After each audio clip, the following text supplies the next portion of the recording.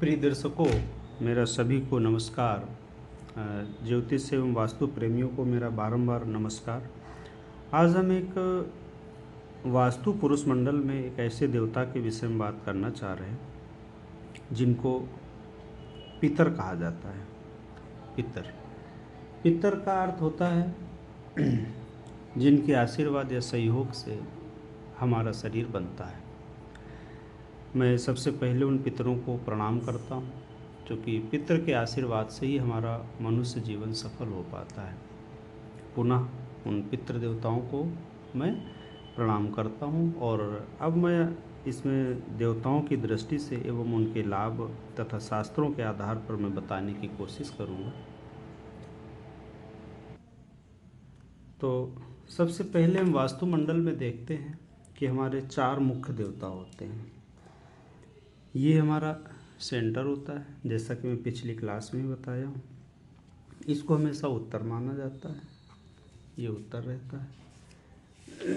तो उत्तर के सबसे पहले भूधर देवता माने जाते हैं और पूर्व की तरफ जब हम आते हैं तो आर्मा देव माने जाते हैं।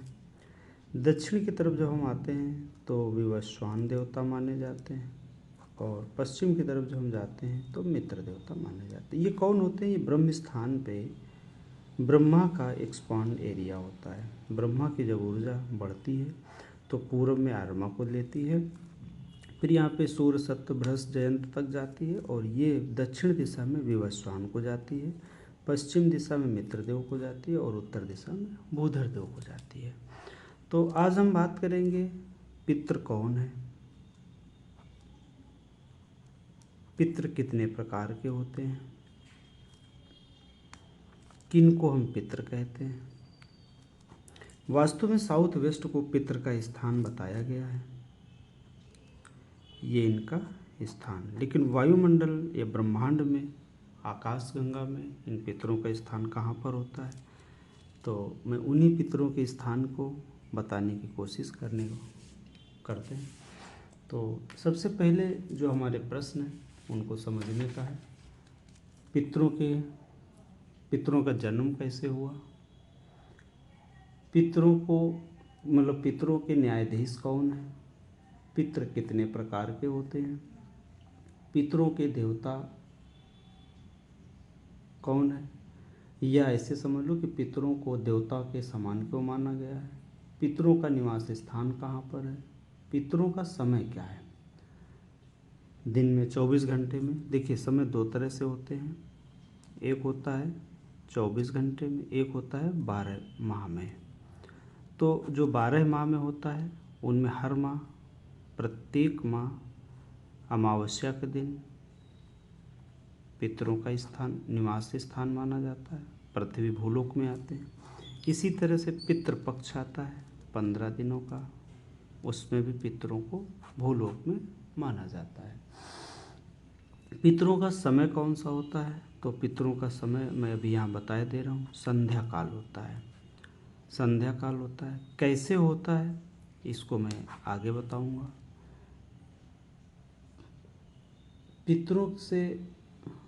पितरों को तृप्ति कैसे मिलती है, आज ऐसे अनेक विषय हैं जिसके विषय में बात करना चाहूँगा। चलिए अब हम पितरों को देवताओं को पुनः प्रणाम करते हुए अपने विषय को आगे बढ़ाते हैं। तो सबसे पहले पितरों के देवता आर्मा देव कहलाए, पितरों के देवता आर्मा देव कहलाए। अब वास्तु में इसको कहा जाता है आर्मा हमारे जुड़ाव के देवता होते हैं। जुड़ाव यानी कि जब हमें किसी से कनेक्शन बनाना है, खोजना है, किसी से मिलना है, तो आर्मा देव को देखा जाता है। पूर्व दिशा नेम फेम प्रतिष्ठा की मानी गई, क्योंकि यहाँ पे सूर्य देव माने जाते हैं। पूर्व दिशा में सूर्य भगवान का स्थान होता है, उदित होते हैं इसलिए। लेकिन सूर्य भगवान से पहले आर्मा देव हैं, आर्मा देव से पहले ब्रह्म स्थान है। ये ब्रह्म स्थान से निकली हुई ऊर्जा जो एक्सपांड हुई वो आर्मा देव को गई। तो आर्मा देव को पितरों का न्यायाधीश एवं पितरों का देवता कहा गया। अब हम इस बात को समझते हैं कैसे कहा गया और इनका काम क्या है। इस भूलोक में अपने भवन में पितरों का स्थान साउथ वेस्ट होता है और पितरों का समय संध्या काल होता है। संध्या काल। ये संध्या काल कैसे पड़ा, मैं इस बात को पहले बता देता हूँ, फिर मैं आगे चलता हूँ। ये जो संध्या काल का समय पड़ा, विष्णु पुराण के अनुसार ब्रह्मा जी के पृष्ठभाग से यानी कि पीठ के भाग से पितरों का जन्म हुआ। और जब पितरों का जन्म हुआ तो ब्रह्मा जी ने उस शरीर को त्याग दिया। त्यागे हुए शरीर का नाम संध्या पड़ा। इसलिए कहा जाता है कि संध्या काल में पितरों की पावर ज़्यादा होती है, पितरों की शक्ति अधिक होती है, इसलिए समय बोला गया संध्या काल। ठीक है, पितर हमारे संध्या काल में सूर्यास्त के थोड़ा पहले और थोड़ा पीछे पितरों की ताकत, शक्ति, पावर, आशीर्वाद, ब्लेसिंग ज़्यादा होती है। इसलिए कहते हैं गृहस्थ को पूरे दिन की अगर पूजा नहीं कर सकता है और घर में है या ड्यूटी में है तो सूर्यास्त के समय अगर वो 5 मिनट भी पूजन कर लेता है, अपनी कुर्सी पर भी, अपनी ड्यूटी के समय पे भी, अपने ट्रैवल में, अपने बस में, अपने बाइक में, किसी में भी अगर वो व्यक्ति 5 मिनट की पूजा कर लेता है, भगवान का ध्यान कर लेता है, भजन कर लेता है, कुछ भी कर लेता है, तो पूरे दिन भर की ना पूजा की गई, 1 घंटे की ना पूजा की गई, उससे ज़्यादा लाभ यहाँ पे मिलता है। अनंत गुना लाभ इस संध्या काल में मिलता है। इसीलिए कहा जाता है त्रिकाल संध्या। संध्या बंधन भी होता है, संध्या बंधन और त्रिकाल होता है। त्रिकाल का मतलब होता है सूर्योदय, दोपहर और संध्या।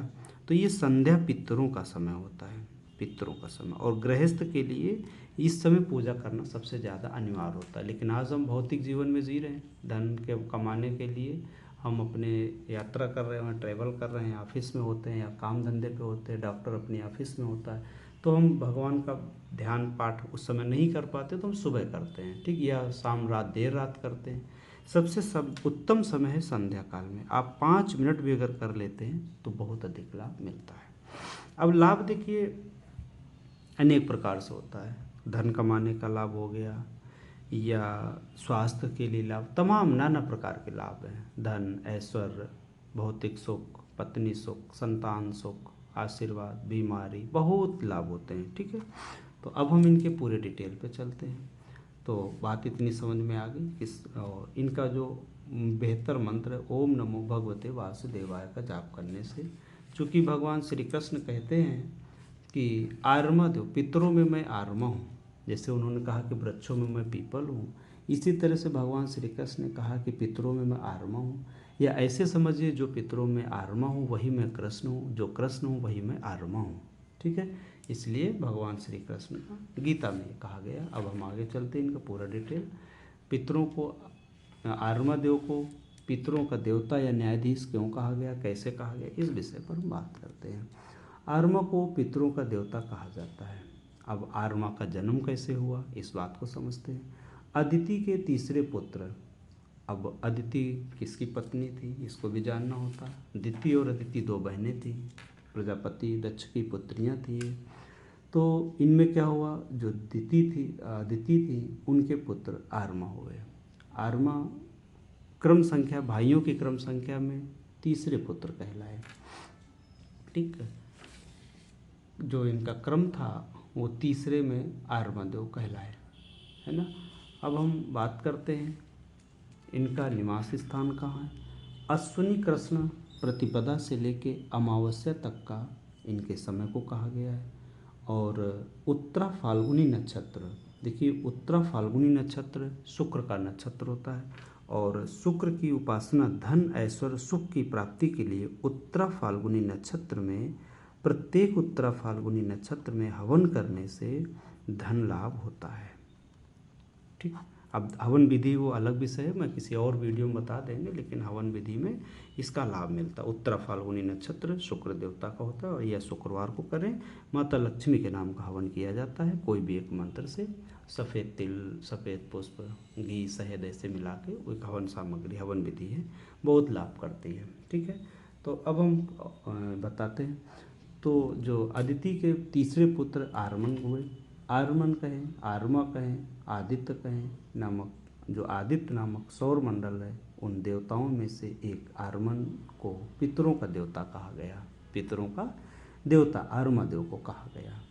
आकाश में जो आकाश गंगा है उन्हीं के मार्ग का सूचक है, किसके, आर्मा देव के मार्ग का सूचक है।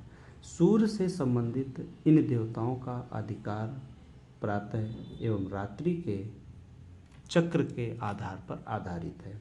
जो सर्कल है, आदित्य का छठा रूप आर्मा के नाम से जाना जाता है। जो आदित्य देव हैं, आदित्य सूर्य को कहा गया, और सूर्य से पहले आर्मा आए, तो आर्मा को छठा रूप मतलब सूर्य का यानी कि आदित्य का छठा रूप आर्मा के नाम से जाना जाता है। आर्मा को यह वायु रूप में प्राण रूपी शक्ति का संचार करता है। वायु रूप में जो हमारे शरीर में प्राण वायु होती है, उसके रूप में हमारे शरीर में ये संचार करते हैं। चराचर जगत में जीवन की शक्ति है, यानी कि जब हमारा प्राण वायु निकल जाता है तो हमारा शरीर निष्क्रिय हो जाता है।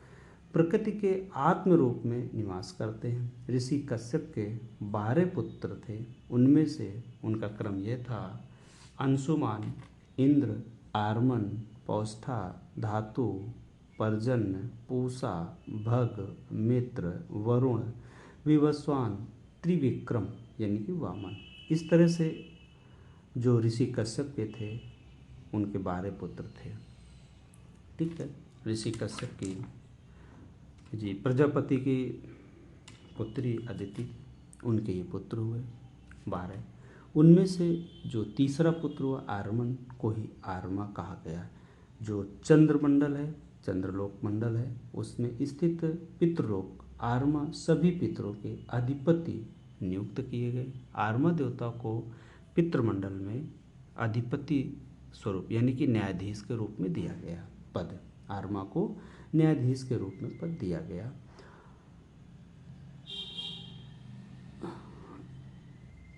कौन ये जो आर्मा देव हैं, ये जानते हैं जो मृतक व्यक्ति आया है, जो पितृ बन के आया है, ये किस लोक का है, किस कुल का है, किस ब्लड का है, किस परिवार का है।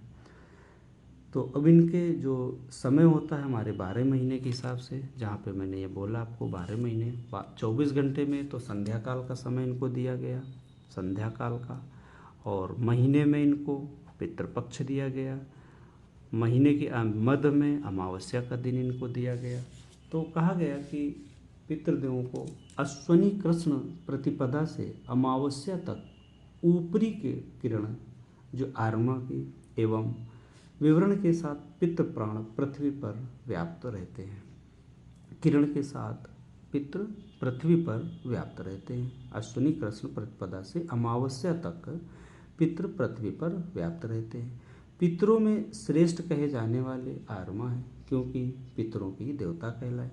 पुराणों के अनुसार उत्तरा फाल्गुनी नक्षत्र इनका निवास स्थान है। हमारे शरीर रूपी पिंड का निर्माण पितृ के आशीर्वाद से ही होता है। इनकी गणना पितरों में से की जाती है। शरीर का जो हमने बताया, शरीर का हमारा निर्माण, मनुष्य के जो जन्म होता है वो पितरों के आशीर्वाद से ही होता है। धर्म शास्त्रों के अनुसार पितरों का निवास स्थान चंद्रमा के उदर भाग में माना गया है।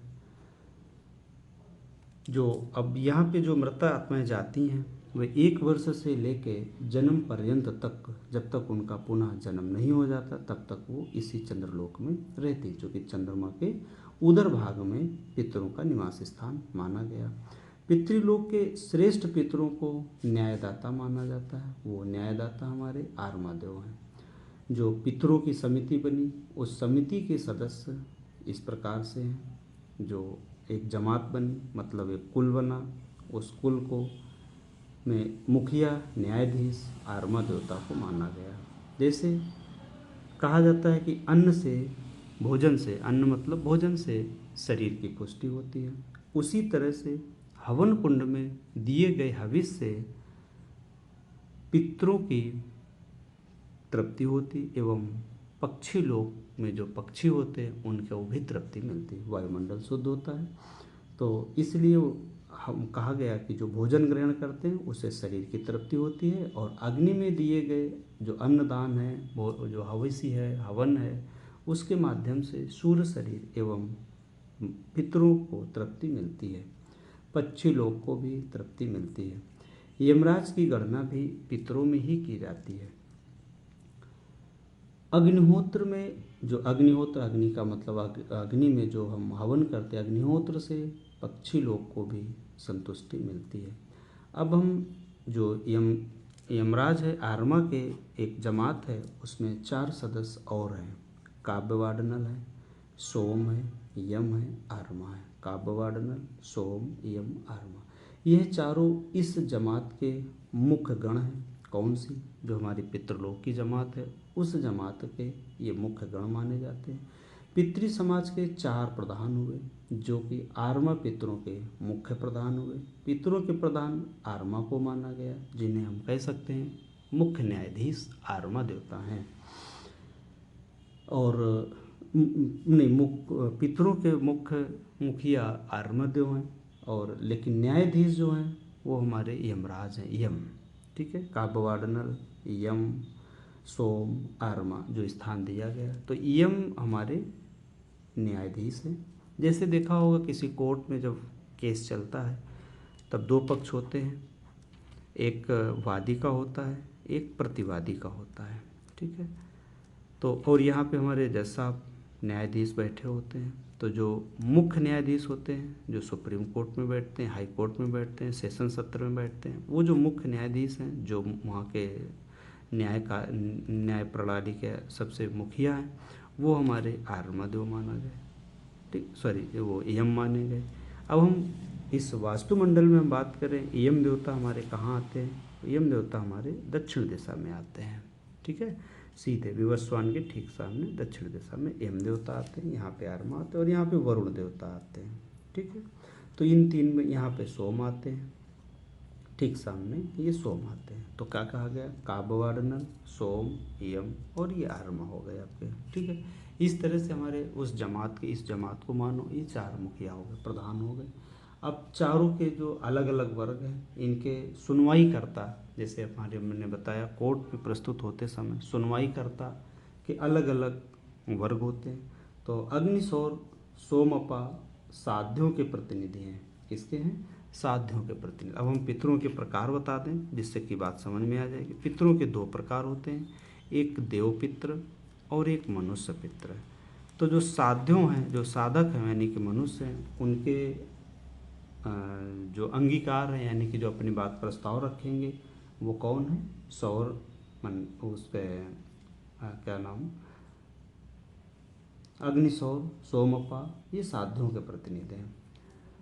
वही पर्द गंधर्व, राक्षस, सुपर्ण, सर्प तथा यक्षों के प्रतिनिधि वही पर्द हैं। ठीक है, इन सभी के से गठित जो जमात है वो पितृ जमात कहलाई। मृत्यु के बाद न्याय करने के लिए हमारे यम देवता का पूरा अधिकार है। ठीक है, वरुण पुराण के अनुसार मृतक आत्मा प्रेत रूप में यमलोक की यात्रा करती है। यम वरुण पुराण के अनुसार मृतक आत्मा प्रेत रूप में यमलोक की यात्रा करती है। अब उस यात्रा के दौरान से जो उनके संतान होती है, वो जो पिंड दान करते हैं, वह उस मृत आत्मा का भोजन बनती है। जो सफ़र के दौरान जो उनके बालक पिंड का दान करते हैं, वो उससे उस आत्मा का पोषण होता है और उसे बल मिलता है। अब यह बल कर्मों के अनुसार योनियों में बदलने के लिए, वहाँ तक पहुँचने के लिए ऊर्जा देता है। जो योनि है, अन्य योनि में जो जाना होता है, वह अपने योग शरीर मिलते वक्त तक कहाँ रहते हैं? चंद्रमा के उदर भाग में। ठीक है, पितृ इस प्रकार जो हमने बताया आपको कि पितृ हमारे 2 प्रकार के होते हैं, देव पितृ और मनुष्य पितृ। और गीता के आधार पर बताया, भगवान श्री कृष्ण कहते हैं कि हम ही पितृ हैं और हम ही आर्मा हैं। जैसे वृक्ष के रूप में उन्होंने बताया कि हम ही पीपल हैं और हम ही देवता हैं। तो इस तरह से हमारा ये पितरों का एक छोटा सा आप लोगों को मैंने उचित ढंग से बताया। अगर इसमें कोई भी करेक्शन की गुंजाइश हो, संशोधन की गुंजाइश हो, कुछ ज्ञानवर्धन के लिए हो, तो हमारे कमेंट्स बॉक्स खुला है। आप अपना शास्त्रों के आधार पर इसमें ज्ञान प्रस्तुत कर सकते हैं, जो मुझे स्वीकार होगा। लेकिन तर्क तो तर्क पे ये बात नहीं बनती, जो कि सिद्धांत अलग अलग हैं। आपने जहाँ से भी पढ़ा हो उसके विषय में मैंने पितरों के विषय में बताया आप लोगों को, जिसमें हम पुनः अपने पितृ के प्रधान देवता आर्मा देव को नमन करते हैं। उनके चरणों में बारंबार नमन करते हुए मैं इस विषय वस्तु को समाप्त करने की ओर ले चल रहा हूँ। और ये वास्तुमंडल है, यहाँ पर वास्तुमंडल में 9 खाने बनते हैं, बराबर बराबर 9 भाग बनते, इसी तरह से 9 पूरे भाग बनते हैं। यहाँ पर हमारे पूरे वास्तुमंडल में 45 देवताओं का निवास होता है। ठीक है, अब हम इस विषय को यहीं पर समाप्त करते हैं। पुनः अपने पितरों के, पितृदेवताओं, आर्मा को एवं पितृस्थान, पितृदेवों को प्रणाम करते हुए